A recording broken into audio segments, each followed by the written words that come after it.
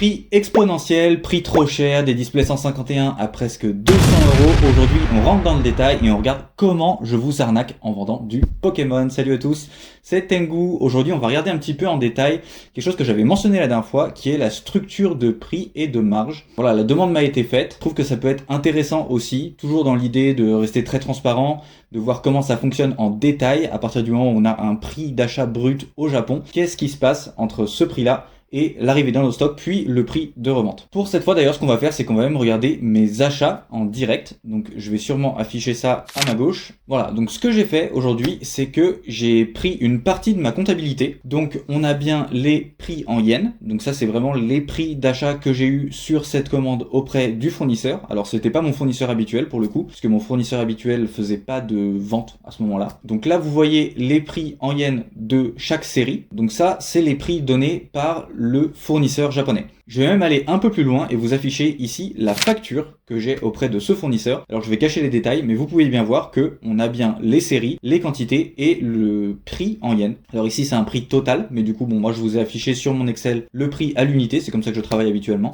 Ensuite vous voyez qu'il y a une case 155,78 dans la partie prix unitaire, ça c'est le cours. Donc en fait à chaque fois que je passe une commande, il y a un cours du jour. Donc on le voit ici, au moment où j'ai effectué mes achats, le cours était de 155,78. Donc là ça avait un petit peu baissé, ce qui était pas très bon pour moi. Mais ça du coup c'est le premier élément, on va dire, qui va rentrer en compte, c'est le cours du yen. En fonction de quand je passe la commande, le cours va être différent, ça va aussi être répercuté sur le prix de vente au final. On a le calcul directement ici, vous pouvez le faire vous-même aussi hein, si vous voulez, mais on a le calcul que j'ai mis en prix à l'unité en euros, donc ça c'est avec le cours du yen calculé, ça c'est donc la première chose. Ensuite on arrive sur les frais de livraison. Frais de livraison c'est pareil, vous pouvez le voir, je vais peut-être vous le remontrer juste ici au niveau de la facture du fournisseur. Donc là pareil, pour le coup on applique le même cours du yen pour calculer à combien ça revient en euros. Je vous l'ai affiché juste en dessous du prix en yens, donc vous voyez bien que ça revient à 60,98 €, le même prix que la Battle Partners, puisque la Battle Partners était aussi à 9500 yens à l'achat. Et donc ensuite, comment je fais pour répartir ce coût de livraison sur les displays? Ce que je fais, c'est que je regarde le poids total de la commande, le poids de la display, et je viens calculer le pourcentage du poids sur le prix total. Par exemple, on va prendre Battle Partners. Il faut savoir que les displays classiques pèsent environ 300 grammes, les displays high class pèsent environ 200, et les displays spécifiques, honnêtement je me souviens plus, je crois que c'est 250, 260, peut-être un petit peu plus. En tout cas là pour le coup, on a 16 displays en tout de 300 grammes, ce qui nous revient à un total de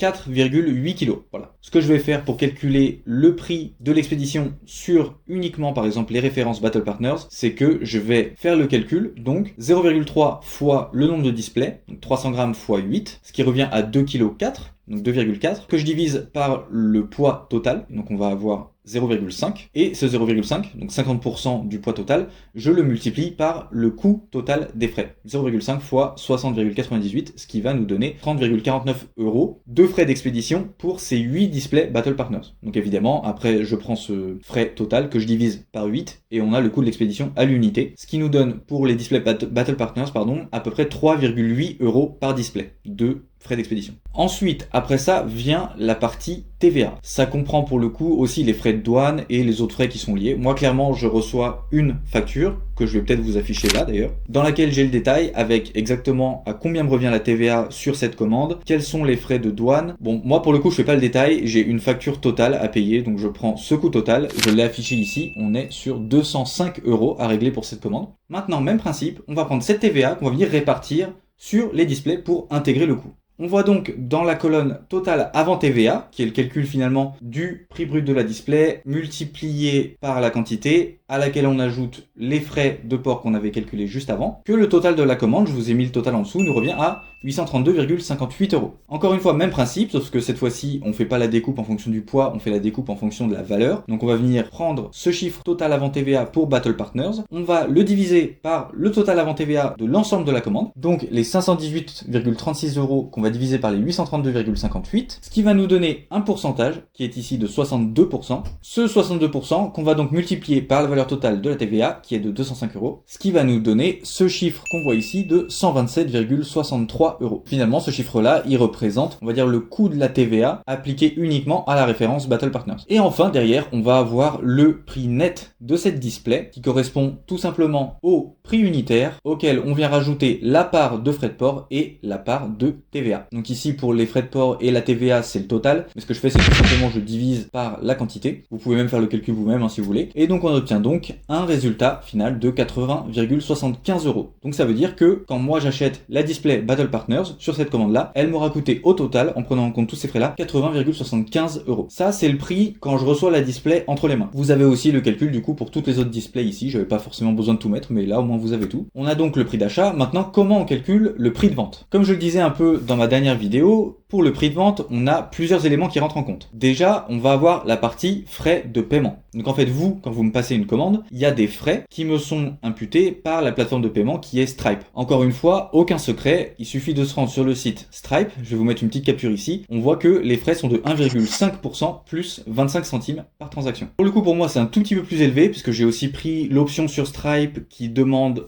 une confirmation auprès de la banque quand vous effectuez un achat, en tout cas si votre téléphone ou votre carte bancaire est compatible. Je n'ai plus le frais en tête, ça rajoute un petit peu, bon on va pas le prendre en compte pour cet exemple, mais en tout cas vous savez que j'ai ces 1,5% plus 25 centimes par transaction sur l'ensemble des paiements effectués par carte bancaire. Encore une fois, dans un souci de transparence, je vais vous mettre une capture juste ici d'une transaction qui a été effectuée, donc c'est un client qui m'a passé une commande et qui a payé en tout 259,20 €. On voit ici sur cette commande qu'il a indiqué Stripe Processing Fees à 4,14 €. Et en dessous, le montant net qui est indiqué à 255,06. Donc dans les faits, qu'est-ce que ça veut dire? Ça veut dire que le client paye 259 et que moi, sur mon compte, je ne reçois que 255. On peut vérifier le coût d'ailleurs. Si on fait 255,06 divisé par 0,985, pour 1,5%, plus 0,25 centimes, on a bien 259,19 et quelques. Donc moi, ce coût-là, il est à prendre en compte quand je définis mon prix de vente. Maintenant, sur mon site, j'ai à la fois les paiements par carte bancaire et PayPal. Il faut savoir que les frais PayPal sont plus élevés. Donc moi, c'est sur cela que je me base habituellement pour calculer mes coûts. Encore une fois, même principe, je vous montre ici une capture d'un paiement PayPal qui a été effectué.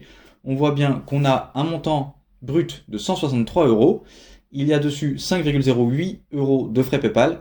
Et j'ai un montant net qui arrive sur mon compte qui est de 157,92 €. Si on fait le calcul, on se rend compte que ça revient à peu près à 3,12%. Donc encore une fois, on peut vérifier le calcul. Si on prend ce montant 157,92, qu'on le divise par 0,9688, enfin 9688, pour avoir à peu près 3,12, on a bien un résultat de 163,0057, blabla. Donc on est sur ce pourcentage de frais-là. Donc pour ce calcul, on va prendre ce 0,9688 pour ajouter ces frais à la commande, au prix net qu'on avait calculé tout à l'heure. Donc 80,75 divisé par 0,9688, on a un prix de 83,35 €. Donc ça, c'est juste pour couvrir les frais de paiement. Ensuite, derrière, comme j'en avais déjà parlé, on va aussi avoir l'URSSAF, forcément, qui facture à peu près 13%, sachant qu'il n'y a pas que ces 13% à la fin. En tout cas, moi, quand j'ai payé, la dernière fois, j'ai payé un peu plus que 13%. Honnêtement, je comprends pas trop tous les frais qui sont imputés à chaque fois dans le calcul, mais bon, il y a un calcul automatique qui est fait. J'ai pas trop le choix de toute façon que de faire confiance à l'État. Enfin,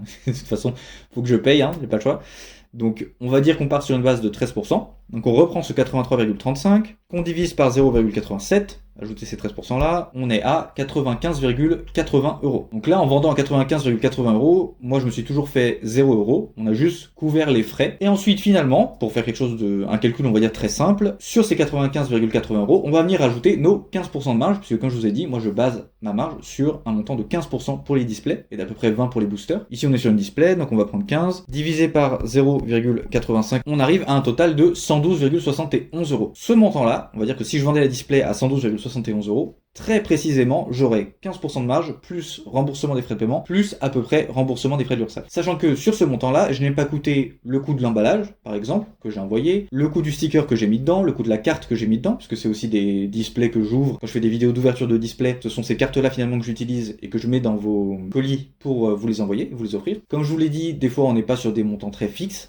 Par exemple, l'URSSAF, j'ai payé un peu plus. Si j'avais calculé 13% exactement sur mon CA, ça aurait pas fait le même montant que ce que j'ai fini par payer. Pour toutes ces raisons-là, j'ai tendance à arrondir un petit peu les frais que j'impute sur mon coût net. Donc, pour être très transparent avec vous, au lieu de faire 3,2% par exemple pour les frais PayPal, je fais 4. Et pour l'URSSAF, je reste à 13 par contre. Voilà. Donc si on prend le calcul que moi j'utilise aujourd'hui, on est bien sur 80,75 € divisé par 0,96 pour avoir ces 4% que je rajoute, divisé par 0,87 pour couvrir à peu près l'URSSAF, et enfin divisé par 0,85 pour rajouter ma marge de 15%, ce qui nous donne 113,74 €. Arrondi, ça ferait 114 €. Donc voilà, là vous avez tout le détail de comment je calcule mon prix de vente. 80,75 € en entrée, tout frais compris, 114 € en sortie, tout frais compris. Si on calcule donc combien d'argent je me fais exactement sur cette display là, on prend le prix net, auquel on ajoute les frais, puisque tous les frais, c'est pas moi, moi je les reverse, je les paye. Donc 80,75 plus les 4% plus les 13% de l'URSSAF, on est sur 96,68 €. Si on soustrait ces 96,68 aux 114 que j'ai en sortie, on est donc sur 17,32 € arrondi. Donc sur une display que je vends, je me fais 17 €. Sachant que la display, du coup, je l'achète 80,75, ça veut dire qu'il faut que je vende 5 displays Battle Partners pour pouvoir augmenter ma capacité de stock d'une display. C'est là où je vous disais dans ma dernière vidéo que le rythme est assez lent, parce que finalement, il faut que je vende beaucoup de displays pour augmenter ma capacité de stock. Maintenant, vous avez l'état de mon calcul total. C'est totalement transparent, vous savez exactement combien j'achète, combien je vends. Il y a même des références qui sont actuellement en vente sur mon site.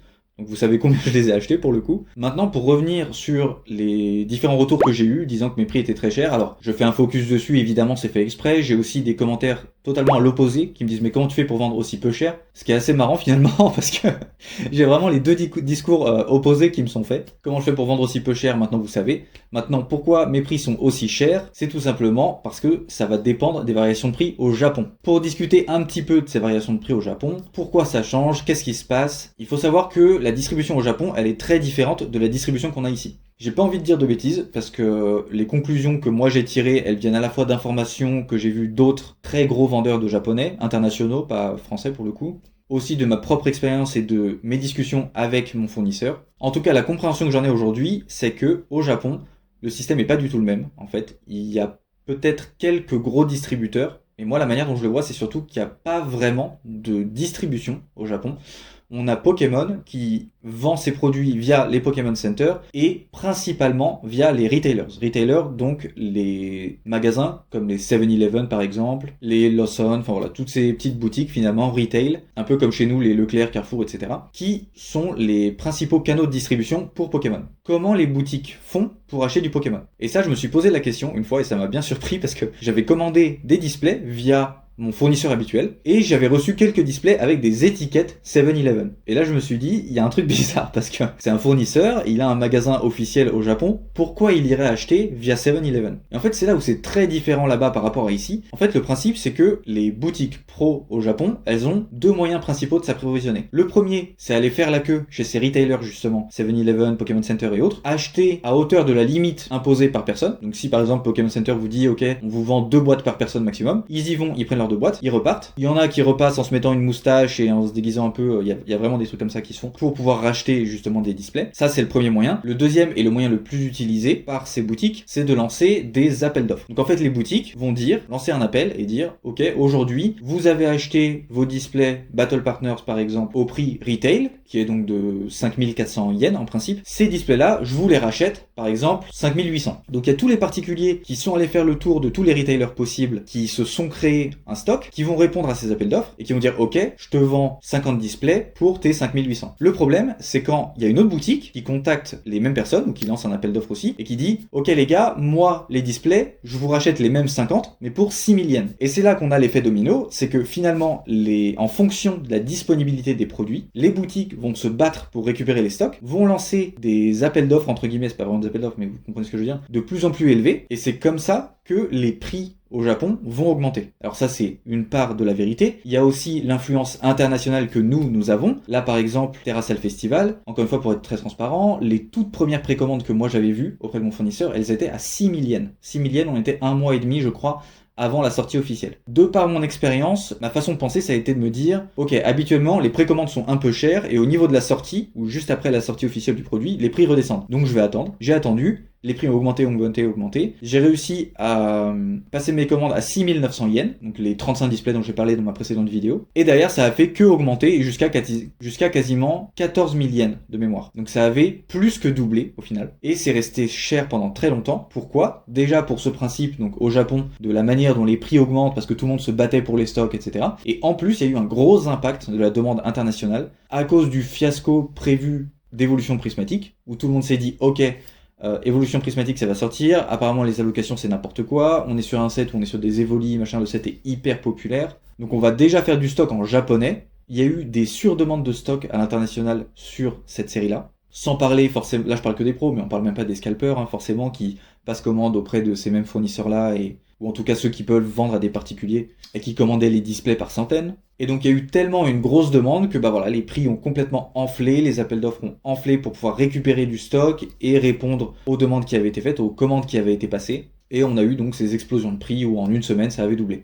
Donc il y a ce système de distribution en fait qui est très différent, qui fait que les prix varient beaucoup. Maintenant, quand on est un consommateur, qu'on n'a pas de fournisseur, qu'on voit les prix au travers des revendeurs en France, comme ma boutique par exemple, comment est-ce qu'on fait pour savoir si, concrètement, on se fait enfler ou pas? C'est très très simple, il y a un outil que j'utilise, qui m'a été recommandé par mon fournisseur, et même par mes autres contacts que j'avais eu avant au Japon, que même les fournisseurs eux-mêmes utilisent pour jauger la demande, c'est SneakerDunk. SneakerDunk, c'est quoi? C'est une plateforme de revente, tout simplement, sur laquelle les deux produits principaux qui se revendent sont les sneakers et les cartes Pokémon. Sur ce site-là, là je prends l'exemple de Pokémon 151, vous avez un historique complet de toutes les ventes qui ont été effectuées par des particuliers. Les ventes se font par une display, deux displays, etc. Ça peut monter en termes de quantité. Et comme la distribution, en tout cas les fournisseurs te fournissent, peut-être pas principalement, mais en tout cas en grande partie auprès de particuliers qui font de la revente et qui vont vider tous ces shops retail comme 7-Eleven, le prix de revente de ces particuliers sur SneakerDunk, c'est presque un miroir exact de toutes les variations de prix que vous allez avoir chez les fournisseurs. Je dis presque, mais en fait c'est exactement ça. La seule différence, c'est qu'entre le prix fournisseur et le prix SneakerDunk, vous allez avoir quelques centaines de yens d'écart. Ça peut être 500 yens, ça peut être 1000 yens dans les pires cas, voilà. Dans le sens où un fournisseur aura peut-être un prix qui sera 500 ou 1000 yens moins cher que le prix que vous voyez affiché sur SneakerDunk, sachant que quand on parle de 1000 yens, on parle de 6 euros d'écart, voilà. Donc en gros, ça vous donne quand même une idée très précise du prix d'achat brut de ces displays-là au Japon, et aussi prix d'achat pour nous auprès des fournisseurs. Bon, ça a coupé, j'avais plus d'espace sur mon téléphone. Excusez-moi du coup s'il y a un petit cut. Je disais aujourd'hui, donc je le ferai après la vidéo, mais mes displays 151 sont à environ 190 euros. Juste avant, je les vendais, elles étaient à 162, je crois, un truc comme ça. Je viens d'avoir la commande là de la dernière display, donc j'en ai plus en stock. Pourquoi 190 euros? Si vous voulez vérifier, en fait, c'est très simple. Comme je disais, vous allez sur SneakerDunk, vous regardez les derniers prix. Donc on voit là qu'il n'y a pas très longtemps, c'était aux alentours des 10 000 yens à peu près. Là, on voit que le dernier prix indiqué, il est de 18 000. Alors comme je disais, il y a un petit écart parfois. Bon, moi, c'est à peu près 16 000 aujourd'hui, un peu plus de 16 000, le prix des displays 151. Pour cet exemple, on va dire 16 500. Encore une fois, si on prend 16 500 et qu'on applique le calcul dont je vous ai parlé, on va avoir donc les 16 500 yens, sur lequel on applique un cours de 160, on va dire que c'est standard, fois 1,3. Pourquoi je multiplie par 1,3? Parce que moi, c'est mon coef qui me permet de savoir à peu près livraison et TVA inclus à combien va me revenir la display en prix net. C'est une estimation qui est assez précise en général. Donc j'utilise ce coef là. Point 1,3, on est à 134 euros. 134 euros divisé par le 0,96 pour les 4% de frais de paiement, divisé par 0,87 pour l'URSSAF, divisé par 0,85 pour mes 15% de marge, et on est à 188 euros. 188,8, donc on va dire 189 euros. Donc comme ça, vous savez, c'est transparent. Pour le coup, vous savez qu'il n'y a pas d'augmentation de marge ou quoi. Moi, quand j'achète un produit que j'ai en stock, je l'ai acheté à un prix, je calcule le prix de vente, c'est fixe. Derrière, si au Japon il double, il prend 50% en une semaine, mon prix ne changera pas, c'est basé toujours sur mon prix d'achat. Mais au moins, vous pouvez vous renseigner vous-même et vous savez comment c'est calculé. Maintenant, le dernier petit truc que je voulais ajouter, c'était par rapport aux précommandes. Donc pourquoi je fais des précommandes? On m'a déjà demandé, j'ai vu des commentaires qui disaient oui, les précommandes, c'est de l'arnaque, ça peut être annulé, machin, il faut vraiment pas en faire et tout. Pour moi, il y a deux points principaux de pourquoi je fais des précommandes sur des séries qui sont pas encore sorties. Le premier, c'est que ça peut me permettre d'augmenter ma trésorerie en frontal sans que je dépense de l'argent pour ça. Donc si vous commandez une display qui est pas encore sortie, moi c'est avec cet argent-là que vous me payez que je vais acheter la display. Donc j'ai pas à sortir de l'argent de ma trésorerie pour pouvoir faire cette commande. Donc ça m'arrange. Il y a en plus la marge est calculée en frontal, donc tout de suite je peux peut-être même en acheter un petit peu plus. En tout cas, ça me permet de faire cette commande de série qui est pas encore sortie et de garder ma trésorerie actuelle pour le renouvellement du stock qui tourne constamment. Deuxième raison, plutôt deuxième point, on va dire pourquoi je me permets de faire ça alors que, on le sait, il peut y avoir des problèmes d'allocation, même au Japon, hein, même s'il y a beaucoup plus de dispo d'une manière générale, ça peut toujours arriver, bon pourquoi pas, j'en ai jamais entendu parler pour le coup, mais en tout cas quand on devient un très gros distributeur, on se voit pas forcément toutes ces allocations données, même au Japon, mais ça, comme je le dis, ça affecte que les boutiques qui commandent les displays par 1000, 2000. Quelqu'un qui commande 2000 displays et qu'en a 500 ou 1000 qui sont annulés parce qu'il y a des problèmes, il y a une demande trop trop élevé, etc. machin. Ok, ça peut arriver. Dans ce cas-là, effectivement, c'est dangereux de faire des précommandes. Moi, les gars, quand je commande une case, je vois mal comment mon fournisseur qui, pour Terrastal, a dépoté plus de 2000 displays en un week-end, comment ma petite case de 20 displays, ça pourrait lui poser problème. Je pense que s'il n'arrive pas à me livrer ça, c'est qu'il a des plus gros problèmes et qu'il faut que je cherche un nouveau fournisseur. Après, je peux le comprendre. Si on est réticent à faire des précommandes, il n'y a aucun problème. Moi, de toute façon, je force personne et voilà, c'est compréhensible. Mais sachez que, en tout cas de mon point de vue, les précommandes que je mets en ligne, il n'y a aucun risque. Ça changera peut-être quand plus tard je passerai des commandes beaucoup plus grosses. Peut-être que là, je ferai même plus de précommandes pour être sûr. Ou alors, j'attendrai que les quantités et la location soient vraiment confirmées de la part du fournisseur pour pouvoir mettre les précommandes en ligne. Mais là, tout de suite, je vous le dis, j'ai pas ce problème-là. Voilà. Et je pense qu'il va me falloir beaucoup de temps avant que j'en arrive à avoir ce genre de problème-là. Après, juste en passant, il y a deux types de précommandes sur mon site, c'est vrai. Il y a les précommandes des séries pas encore sorties, donc les vraies précommandes entre guillemets. Et après, il y a un autre type de précommande que moi je mets en ligne, c'est par exemple Stellar Miracle aujourd'hui sur mon site, ou bien Crimson Haze, qui sont des séries que j'ai commandées. J'ai pu calculer déjà le prix de revente. J'ai ma date de livraison qui est confirmée, sauf que c'est pas encore en stock ici dans mon bureau. Donc tant que c'est pas en stock, je considère que c'est pas une commande qui va être expédiée dans des temps normaux, ça reste une précommande. Et c'est pour ça que j'indique précommande et que j'indique une date de réception. Donc comme ça, voilà, vous savez que c'est pas encore ici, que ça va arriver à cette date-là et que c'est à partir de là que je ferai les expéditions. C'est pour pas que vous pensiez que c'est en stock quand ça l'est pas, tout simplement. Encore une fois, souci de transparence, je pense que c'est normal. Et voilà, c'était tout pour moi. N'hésitez pas à me dire s'il y a d'autres sujets que vous vouliez que j'aborde. Pour la suite, je pense que les bilans, un peu comme j'ai fait, j'aimerais bien les faire de manière mensuelle, donc peut-être tous les mois, regarder un peu comment ça s'est passé, est-ce que je suis en croissance ou est-ce que c'est flat,